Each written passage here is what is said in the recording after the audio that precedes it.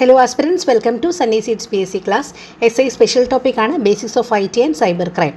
ഇത്രയും ക്വസ്റ്റ്യൻസ് നമുക്ക് ഡിസ്കസ് ചെയ്യാനുണ്ട്. കുറച്ച് ക്വസ്റ്റ്യൻസ് എടുത്ത് വെച്ചിട്ടുണ്ട്, അപ്പോൾ അത് ഡിസ്കസ് ചെയ്യാനുണ്ട്. അതിന് മുമ്പേ ആയിട്ട് നമുക്ക് കുറച്ച് ടേംസ് പഠിക്കാം. ആ ടേംസ് പഠിക്കുമ്പോൾ ആ ടേംസ് പഠിച്ചിട്ട് ഈ ക്വസ്റ്റ്യൻസ് കൂടി ഡിസ്കസ് ചെയ്യുമ്പോൾ നമുക്ക് ഒരുപാട് കാര്യങ്ങൾ അങ്ങ് ടോപ്പിക് അങ്ങ് കവറായി പൊക്കോളും. അപ്പോൾ എന്താണ് കുറച്ച് ടോപ്പിക്ക് നമുക്ക് പഠിച്ചു വയ്ക്കാം. ഹാക്കിംഗ് എന്താണെന്ന് ആദ്യം നോക്കാം. എന്താണ് ഹാക്കിംഗ്? ഹാക്കിംഗ് എന്ന് പറയുമ്പോൾ കമ്പ്യൂട്ടറിൻ്റെ പ്രവർത്തനത്തിന് അല്ലെങ്കിൽ കമ്പ്യൂട്ടർ ശൃംഖലകളുടെ പ്രവർത്തനത്തിന് അതിൻ്റെ സ്വാഭാവികമായിട്ടുള്ള പ്രവർത്തനത്തിന് തടസ്സപ്പെടുത്തുന്ന ആക്ട്, അതാണ് ഹാക്കിംഗ് എന്ന് പറയുന്നത്. അപ്പോൾ ഈ സ്വാഭാവികമായിട്ടുള്ള പ്രവർത്തനത്തിന് വിഘാതം സൃഷ്ടിക്കുന്ന എന്ത് ആക്ട് ആണെങ്കിലും അതെന്താണ്? ഒരു സാങ്കേതിക പ്രവർത്തനം, അതെന്താണ്? ഹാക്കിംഗ് ആണ് അല്ലേ. അപ്പോൾ ഹാക്കിംഗ് ആരൊക്കെ ചെയ്യും? നമ്മൾ പലപ്പോഴും പറഞ്ഞിട്ടുണ്ട്, നമ്മുടെ ഫേസ്ബുക്ക് ഹാക്കായി, നമ്മുടെ വാട്സപ്പ് ഹാക്കായി, അല്ലെങ്കിൽ ഏതെങ്കിലും ഒരു വെബ്സൈറ്റ് ഹാക്കായി എന്നൊക്കെ അല്ലേ. അപ്പോൾ അതിൻ്റെ സ്വാഭാവികമായിട്ടുള്ള പ്രവർത്തനത്തിനെ തടസ്സപ്പെടുത്തി, ഒന്നുകിൽ ആക്സസ് കിട്ടുന്നില്ല, അല്ലെങ്കിൽ ലോഗിൻ ചെയ്താൽ തന്നെ ആക്ടിവിറ്റീസ് നമ്മളുടെ ആക്ടിവിറ്റീസ് അല്ലായിരിക്കും അതിൽ പോസ്റ്റ് ചെയ്യപ്പെടുന്നത്. ഇപ്പോൾ വെബ്സൈറ്റ് ആണെങ്കിൽ അതിൻ്റെ കോണ്ടൻറ്റ് ചിലപ്പോൾ മാറിയിട്ടുണ്ടായിരിക്കും, അല്ലെങ്കിൽ ആ വെബ്സൈറ്റിലോട്ടുള്ള ആക്സസ് ചിലപ്പം ഡിനേ ആകുന്നുണ്ടായിരിക്കും. അങ്ങനെ പലതരത്തിലും ഹാക്കിംഗ് ചെയ്യാം. അപ്പോൾ അതായത് ഒരു സ്വാഭാവികമായിട്ടുള്ള പ്രവർത്തനത്തിനുണ്ടാക്കുന്ന തടസ്സം, അതാണ് സിമ്പിളായിട്ട് പറഞ്ഞാൽ ഹാക്കിംഗ് എന്ന് പറയുന്നത്. ആരൊക്കെ ഹാക്ക് ചെയ്യും? ഒന്ന്, സുരക്ഷാ ഉദ്യോഗസ്ഥർ, സുരക്ഷാ വിദഗ്ധർ ഹാക്ക് ചെയ്യും. രണ്ട്, കമ്പ്യൂട്ടർ ക്രിമിനൽസും ഹാക്ക് ചെയ്യും അല്ലേ. ഈ രണ്ടുപേരും ഹാക്ക് ചെയ്യുന്നത് രണ്ട് പർപ്പസിന് വേണ്ടിയിട്ടാണ്. ഒന്ന്, സുരക്ഷാ ഉദ്യോഗസ്ഥർ ഇതൊക്കെ ഹാക്ക് ചെയ്യുന്നത് എന്തിനു വേണ്ടിയിട്ടാണ്? ഇതിൻ്റെ പോരായ്മകൾ കണ്ടെത്താനും അത് പരിഹരിക്കാനും ഒക്കെ വേണ്ടിയിട്ടാണ് കമ്പ്യൂട്ടർ വിദഗ്ധർ ഹാക്കിംഗ് നടത്തുന്നത്. അത്തരത്തിലുള്ള ഹാക്കിങ്ങിനെ എത്തിക്കൽ ഹാക്കിംഗ് എന്നാണ് പറയുന്നത്. എത്തിക്കൽ ഹാക്കിംഗ് എന്നാണ് അത്തരത്തിലുള്ള ഹാക്കിങ്ങിനെ പറയുന്നത്. അങ്ങനെ ചെയ്യുന്ന കമ്പ്യൂട്ടർ വിദഗ്ധരെ വൈറ്റ് ഹാറ്റ്സ് എന്ന് പറയും. White hats. നമ്മളൊരു കോഡിംഗ് കമ്പനിയായിട്ട് വൈറ്റ് ഹാറ്റ്സ് ജൂനിയർ കേട്ടിട്ടുണ്ടായിരിക്കും അല്ലേ. അപ്പോൾ എത്തിക്കൽ ഹാക്കിംഗ് ചെയ്യുന്നവരെ പറയുന്നതാണ് വൈറ്റ് ഹാറ്റ്സ് എന്ന് പറയുന്നത്. ആരാണ് എത്തിക്കൽ ഹാക്കിംഗ് ചെയ്തത്? സുരക്ഷാ വിദഗ്ധരാണ്, അല്ലെങ്കിൽ കമ്പ്യൂട്ടർ വിദഗ്ധരാണ് ഹാക്കിംഗ് ചെയ്യുന്നത്, ഇത്തരത്തിലുള്ള എത്തിക്കൽ ഹാക്കിംഗ് ചെയ്യുന്നത്. ഇനി ക്രിമിനൽസ് ചെയ്യുന്നത് എങ്ങനെയാണ്? ക്രിമിനൽസ് ഒന്നുകിൽ വിവരം നശിപ്പിക്കാനോ അല്ലെങ്കിൽ മോഷ്ടിക്കാനോ ഒക്കെ, അല്ലെങ്കിൽ ഉത്തരവാദിത്തപ്പെട്ടവർക്ക് ആ സൈറ്റിലോട്ടുള്ള ആക്സസ് അല്ലെങ്കിൽ ആ ഇൻഫർമേഷനിലോട്ടുള്ള ആക്സസ് കളയാനോ കട്ടാക്കി കളയാനോ ഒക്കെ വേണ്ടിയിട്ടായിരിക്കും ക്രിമിനൽസ് ഇത്തരത്തിലുള്ള പ്രവൃത്തി ചെയ്യുന്നത്. വളരെ രഹസ്യമായിട്ടുള്ള, വളരെ എന്താണ്, സെൻസിറ്റീവായിട്ടുള്ള ഇൻഫർമേഷൻസൊക്കെ മോഷ്ടിക്കാൻ വേണ്ടിയിട്ടോ അല്ലെങ്കിൽ ഏതെങ്കിലും ഫയൽ നശിപ്പിക്കാൻ വേണ്ടിയിട്ടോ ഒക്കെ ചെയ്യുന്ന ഇത്തരത്തിലെ ആൾക്കാരെ എന്ത് പറയും? ഇത്തരം കുറ്റവാളികളെ എന്ന് പറയും? ബ്ലാക്ക് ഹാറ്റ്സ് എന്ന് പറയും. ഇതാണ് ബ്ലാക്ക് ഹാറ്റ്സ്. ഇപ്പോൾ വൈറ്റ് ഹാറ്റ്സും ബ്ലാക്ക് ഹാറ്റ്സും ക്ലിയർ ആയല്ലോ. ഇനിയുണ്ട് ഗ്രേ ഹാറ്റ് ഹാക്കേഴ്സ് ഉണ്ട്. ഗ്രേ ഹാറ്റ് ഹാക്കേഴ്സ് എന്ന് പറയുമ്പോൾ നിയമവിരുദ്ധമായിട്ട് തന്നെയാണ് പ്രവർത്തിക്കുന്നത്, പക്ഷേ അവർ ഉദ്ദേശം നല്ലതാണ്. കൂടുതൽ സുരക്ഷ ഉറപ്പാക്കുക, അല്ലെങ്കിൽ ഇതിൻ്റെ പോരായ്മകൾ കണ്ടുപിടിക്കുക എന്നൊക്കെ ഉള്ള ഉദ്ദേശത്തോടു കൂടി തന്നെയാണ് ഹാക്ക് ചെയ്യുന്നത്. അവർ ഗ്രേ ഹാറ്റ് ഹാക്കേഴ്സ് എന്ന് പറയും. ഇവർ നല്ല ഉദ്ദേശത്തോടു കൂടിയാണ് ചെയ്യുന്നത് എങ്കിലും നിയമവിരുദ്ധമായിട്ടാണ് പ്രവർത്തിക്കുന്നത്. അപ്പോൾ വൈറ്റ് ഹാറ്റ്സ് ഉണ്ട്, ബ്ലാക്ക് ഹാറ്റ്സ് ഉണ്ട്, ഗ്രേ ഹാറ്റ്സ് ഉണ്ട്. എത്തിക്കൽ ഹാക്കിംഗ് എന്താണെന്നും മനസ്സിലായല്ലോ, ഹാക്കിംഗ് എന്താണെന്നും മനസ്സിലായല്ലോ. ഇനി നമുക്ക് അടുത്ത ടോപ്പിക്കിലേക്ക് പോകാം. അപ്പോൾ എന്താണ് സൈബർ ബുള്ളിങ് എന്ന് നോക്കാം. ബുള്ളിങ് എന്താണെന്ന് നമുക്കറിയാം. അപ്പോൾ സൈബർ ബുള്ളിങ് എന്താണ്? ടെക്നോളജിയുടെ സഹായത്താൽ ഒരാളെക്കുറിച്ച് മോശമായിട്ടുള്ള അഭിപ്രായങ്ങൾ, മോശമായിട്ടുള്ള വിവരങ്ങൾ, തെറ്റായിട്ടുള്ള വിവരങ്ങൾ, അയാൾക്ക് പ്രശ്നമുണ്ടാക്കുന്ന ഹാനികരമായിട്ടുള്ള ഉള്ളടക്കം ഇതൊക്കെ അയക്കുക, അല്ലെങ്കിൽ ഷെയർ ചെയ്യുക, പോസ്റ്റ് ചെയ്യുക, ഇതൊക്കെ എന്താണ്? സൈബർ ബുള്ളിങ് ആണ്. അപ്പോൾ സൈബർ നിയമപ്രകാരം ഇതൊരു ഗുരുതരമായിട്ടുള്ള കുറ്റകൃത്യം തന്നെയാണ്.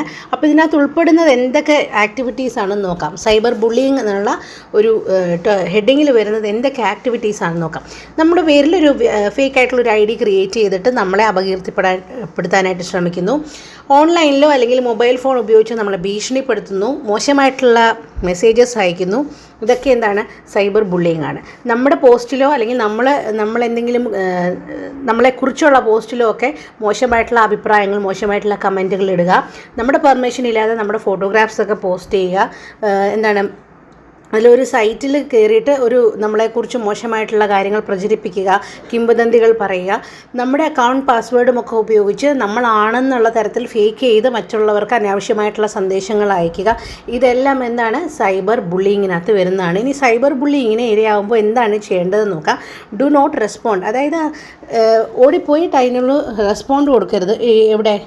സൈബർ സ്പേസിൽ അതിന് റെസ്പോണ്ട് ചെയ്യരുത്. കാരണം അത് അവർക്ക് ഇൻസ്പിറേഷൻ, അവർ കൂടുതൽ പ്രതികാരം ചെയ്യാൻ വേണ്ടിയിട്ട് കൂടുതലായിട്ട് പ്രതികരിക്കുകയോ കൂടുതലായിട്ടുള്ള കാര്യങ്ങൾ അവിടെ ചെയ്യുകയോ ഒക്കെ ചെയ്യും. അപ്പം നമുക്കത് ദോഷകരമായിട്ട് ബാധിക്കും. അപ്പോൾ സൈബർ സ്പേസിൽ പോയി ഡു നോട്ട് റെസ്പോണ്ട്, സ്ക്രീൻഷോട്ട് എടുത്ത് വയ്ക്കുക, ബ്ലോക്ക് ചെയ്യുക, റിപ്പോർട്ട് ചെയ്യുക. അതുപോലെ ഇതിനെക്കുറിച്ച് സംസാരിക്കുക. പാരൻസിനോടോ അല്ലെങ്കിൽ ടീച്ചേഴ്സിനോടോ അല്ലെങ്കിൽ അതോറിറ്റിയോട് ഇതിനെപ്പറ്റി സംസാരിക്കുക. പ്രൈവറ്റ് ആയിട്ടിരിക്കുക. അതായത് സോഷ്യൽ മീഡിയയിൽ ഒരു സ്വകാര്യത ശ്രദ്ധിക്കേണ്ട കാര്യമാണ്. ഏത് എക്സ്റ്റെൻറ്റ് വരെ നമുക്ക് നമ്മുടെ പ്രൈവറ്റ് കാര്യങ്ങളൊക്കെ റിവീൽ ചെയ്യാം അവിടെ എന്നുള്ളത് എപ്പോഴും നമ്മൾ കൺസേൺഡ് ആയിരിക്കണം. പിന്നെ പ്രൈവസി സെറ്റിങ്സ് ഒക്കെ കറക്റ്റായിട്ട് ക്രമീകരിച്ചതിന് ശേഷം മാത്രമായിരിക്കണം നമ്മൾ അങ്ങനത്തെ പ്രൈവറ്റ് ആയിട്ടുള്ള ഇമേജസ് ആണെങ്കിലും നമ്മുടെ ഇമേജസ് ആണെങ്കിലും ഇൻഫോർമേഷൻ ആണെങ്കിലും ഒക്കെ ഷെയർ ചെയ്യുമ്പോൾ നമ്മളെപ്പോഴും ഈ പ്രൈവസി ഒരു കൺസേൺ ആയിരിക്കണം. പിന്നെ ഇതിനെക്കുറിച്ച് അറിഞ്ഞിരിക്കുക. സൈബർ ലോകത്തിൽ ഇത്തരം പ്രശ്നങ്ങളുണ്ടെന്നും അതിൻ്റെ പ്രതിരോധ നടപടികൾ എന്താണെന്നും സുരക്ഷാ നടപടികൾ എന്താണെന്നും ഒക്കെ ലേറ്റസ്റ്റ് ആയിട്ടുള്ള അപ്ഡേറ്റ് എന്താണ് ഇതിനെ പറ്റിയുള്ളത്, ഇതൊക്കെ നമ്മൾ മനസ്സിലാക്കി വെക്കുക എന്നുള്ളതാണ് സൈബർ ബുള്ളിങ്ങിനെ പറ്റി പ്രതിരോധിക്കാൻ അറിഞ്ഞിരിക്കേണ്ട കാര്യങ്ങളൊക്കെ. ഇനി അടുത്ത ടോപ്പിക്കിലേക്ക് പോകാം. Cyber stocking. എന്താണ് സൈബർ സ്റ്റോക്കിംഗ്? ഒരാളെ നിരന്തരമായിട്ട് ഫോളോ ചെയ്യുക. എവിടെ? സൈബർ സ്പേസിൽ നിരന്തരമായിട്ട് ഫോളോ ചെയ്യുക. ഒരു മിനിറ്റ്. സൈബർ സ്റ്റോക്കിംഗ് എന്താണ് സൈബർ സ്റ്റോക്കിംഗ്? ഒരു വ്യക്തിയെ മറ്റൊരാൾക്ക് അസ്വസ്ഥത ഉണ്ടാക്കുന്ന തരത്തിൽ അല്ലെങ്കിൽ ഭീഷണി ഉണ്ടാക്കുന്ന തരത്തിൽ അല്ലെങ്കിൽ അയാളെ പേടിപ്പെടുത്തുന്ന തരത്തിൽ ഓൺലൈനിൽ അയാളെ ട്രാക്ക് ചെയ്യുക. ഇതിനാണ് സൈബർ സ്റ്റോക്കിംഗ് എന്ന് പറയുന്നത്. നമ്മളൊക്കെ ദോഷകരമല്ലാത്ത സ്റ്റോക്കിംഗ് ഒക്കെ ചെയ്യാറുണ്ട്. പക്ഷേ ഇത് സൈബർ സ്റ്റോക്കിംഗ് എന്നൊരു പേരിൽ വരുമ്പോൾ ഒരു വ്യക്തി മറ്റൊരു വ്യക്തിക്ക് അസ്വസ്ഥത ഉണ്ടാക്കുകയോ ഭീഷണി ഉണ്ടാക്കുകയോ ഒക്കെ ഉണ്ടാകുന്ന തരത്തിൽ നിരന്തരമായിട്ട് ട്രാക്ക് ചെയ്യുന്നതിനെയാണ് സൈബർ സ്റ്റോക്കിംഗ് എന്ന് പറയുന്നത്. പരുഷമായിട്ടുള്ള കമൻറ്റുകൾ, അയാൾ എന്ത് പോസ്റ്റ് ഇട്ടാലും അതിൻ്റെ താഴെയൊക്കെ വന്ന് മോശമായിട്ടുള്ള കമൻറ്റുകൾ, പരുഷമായിട്ടുള്ള കമൻറ്റുകൾ, ഭീഷണിപ്പെടുത്തുന്നത് കമൻറ്റുകളൊക്കെ അയക്കുക, അയാൾക്ക് മോശമായ ഇമെയിലുകളും സന്ദേശങ്ങളും അയക്കുക, അയാളുടെ വിവരങ്ങളൊക്കെ ഓൺലൈനിൽ കൂടെ പ്രചരിപ്പിക്കുക, അയാളുടെ പേരിൽ ഹാഷ്ടാഗ് ഇട്ട് കൂടുതൽ പോസ്റ്റുകൾ ഇമ്പോർട്ടൻ്റ് ആയിട്ട് ഉള്ളതല്ലാത്ത അല്ലെങ്കിൽ മോശമായിട്ടുള്ള പോസ്റ്റുകളിലൊക്കെ അവരെ ടാഗ് ചെയ്യുക. ഇത്തരത്തിലുള്ള കാര്യങ്ങളെല്ലാം സൈബർ സ്റ്റോക്കിങ്ങിൽ വരുന്നതാണ്. ഓക്കെ. അപ്പോൾ ഈ സ്റ്റോക്കേഴ്സ് എന്ത് ചെയ്യും? ഹാക്കിംഗ് ടൂൾസ് ഉപയോഗിച്ച് സ്മാർട്ട് ഫോണിലോ ഇവരുടെ ലാപ്ടോപ്പിലോ ഒക്കെ ക്യാമറയിൽ കയറി അതൊക്കെ രഹസ്യമായിട്ട് റെക്കോർഡ് ചെയ്യുകയും ചെയ്യുന്നുണ്ട്. അപ്പോൾ അതും സൈബർ സ്റ്റോക്കിങ്ങിൽ പെടുന്നതാണ്. അടുത്ത ടോപ്പിക് പഠിക്കാം. Denial of service attack. എന്താണ് ഡിനയൽ ഓഫ് സർവീസ് അറ്റാക്ക്?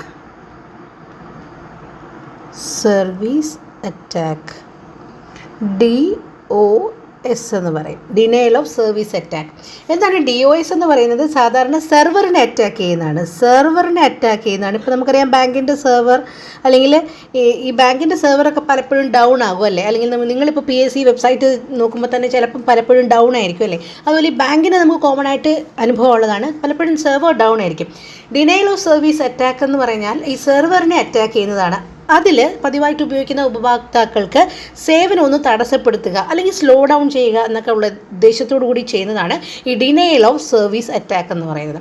എങ്ങനെയാണ് ഈ ഡിനയൽ ഓഫ് സർവീസ് അറ്റാക്ക് ചെയ്യുന്നതെന്ന് വെച്ചാൽ, ഈ DOS ഒരു കമ്പ്യൂട്ടർ ഉപയോഗിച്ച് DOS ആക്രമിക്കുമ്പോൾ ആ ആക്രമിക്കപ്പെട്ട കമ്പ്യൂട്ടറിനെ സോംബീസ് എന്ന് പറയും. ഈ സോംബീസ് എന്ത് ചെയ്യും? ധാരാളം സോംബീസ് ഒന്നിച്ച് പ്രവർത്തിച്ചിട്ട് ആവശ്യമില്ലാത്ത സന്ദേശങ്ങളും അപേക്ഷകളും റിക്വസ്റ്റുകളും ഒക്കെ ഈ സെർവറിന് കൊടുക്കും. അപ്പോൾ ഒരുപാട് വന്ന് ഡംപ് ചെയ്യുമ്പോഴത്തേക്കിനും ഈ സെർവറിൻ്റെ സ്പീഡ്, ഈ ഡേറ്റയുടെ ട്രാഫിക് കാരണം എന്തു പറ്റും?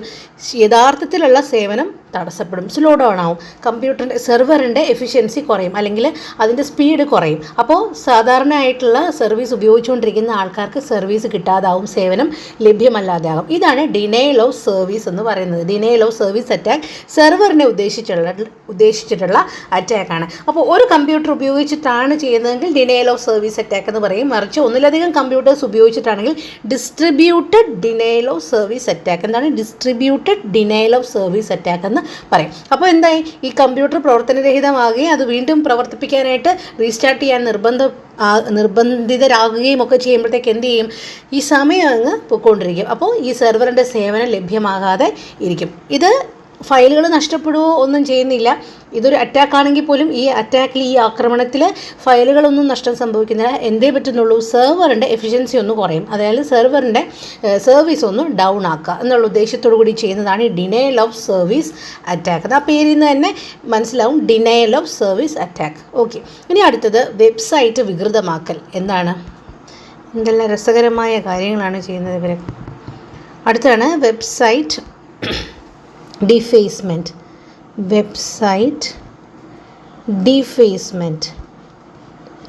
അതായത് വികൃതമാക്കുക. ഇപ്പോൾ അത് സർക്കാരിൻ്റെ വെബ്സൈറ്റുകളൊക്കെ ഹാക്ക് ചെയ്യുകയും അതിനകത്ത് സർക്കാരിന് ദോഷകരമായിട്ട് ബാധിക്കുന്ന അഭിപ്രായങ്ങൾ ഇടുക, ഇതൊക്കെയാണ് വെബ്സൈറ്റ് വികൃതമാക്കൽ എന്ന് പറയുന്നത്. വെബ്സൈറ്റ് ഡിഫേസ്മെൻ്റ് എന്ന് പറയുമ്പോൾ അത് ഗവൺമെൻറ്റിന് എഗൻസ്റ്റ് ആയിട്ട് ചെയ്യുന്നതാണ്. അത് സർക്കാരിൻ്റെ വെബ്സൈറ്റുകൾ ഹാക്ക് ചെയ്യുന്നതിനാണ് വെബ്സൈറ്റ് ഡിഫേസ്മെൻ്റ് എന്ന് പറയുന്നത്. ഡിനയൽ ഓഫ് സർവീസ് എന്താ? ഒരു സെർവറിനെ ഉദ്ദേശിച്ചിട്ടുള്ള അറ്റാക്കാണ്. ഓക്കെ. സൈബർ സ്റ്റോക്കിങ്ങും സൈബർ ബുള്ളിങ്ങും ഒക്കെ ഇൻഡിവിജ്വൽ ബേസിസിൽ ചെയ്യുന്നതാണ്. ഡിനയൽ ഓഫ് സർവീസ് ഒരു സെർവറിനെ അറ്റാക്ക് ചെയ്യുന്നതാണ്. വെബ്സൈറ്റ് ഡിഫേസ്മെൻ്റ് എന്താ? സർക്കാർ വെബ്സൈറ്റുകൾ ഹാക്ക് ചെയ്യുകയും അതിൽ ദോഷകരമായിട്ടുള്ള കാര്യങ്ങൾ ചെയ്യുകയും ചെയ്യുന്നതാണ് വെബ്സൈറ്റ് ഡിഫേസ്മെൻറ്റ്. ക്ലിയർ? അപ്പോൾ ഇത്രയും ടൈമേ ഇപ്പോൾ ഉള്ളൂ. അതുകൊണ്ട് ഇവിടെ വെച്ചിട്ട് നമ്മൾ ഈ ഒരു വീഡിയോ വൈൻഡപ്പ് ചെയ്യുകയാണ്. അടുത്തത് മോർഫിംഗ് ഒക്കെ നമ്മൾ ഡിസ്കസ് ചെയ്താൽ, മോർഫിംഗ്, സ്പൂഫിംഗ്, ഫിഷിംഗ് ഒക്കെ നമ്മൾ ഡിസ്കസ് ചെയ്താൽ, എന്നാലും ഒന്നുകൂടി പറയാം. വൈറസ് അതൊക്കെ പറയാം, സൈബർ ടെററിസം അതൊക്കെ പറയാനുണ്ട്. അതിനുശേഷം ഈ ക്വസ്റ്റ്യൻസ് ഡിസ്കസ് ചെയ്യാം. അതുപോലെ കമ്പ്യൂട്ടറിൻ്റെ ജനറേഷൻസിനെ പറ്റിയും നമുക്ക് പറയാം. അപ്പോൾ അത് അടുത്ത വീഡിയോയിൽ കാണാം. ഇപ്പോൾ തൽക്കാലം ഇത്രയും അപ്ലോഡ് ചെയ്യാം. മറ്റേത് ഉടനെ തന്നെ രാത്രി തന്നെ അപ്ലോഡ് ചെയ്യാം. നിങ്ങൾ ഇത്രയും കണ്ടു പഠിച്ച് സെറ്റായിട്ടിരിക്കുക. Okay, thanks for watching. By.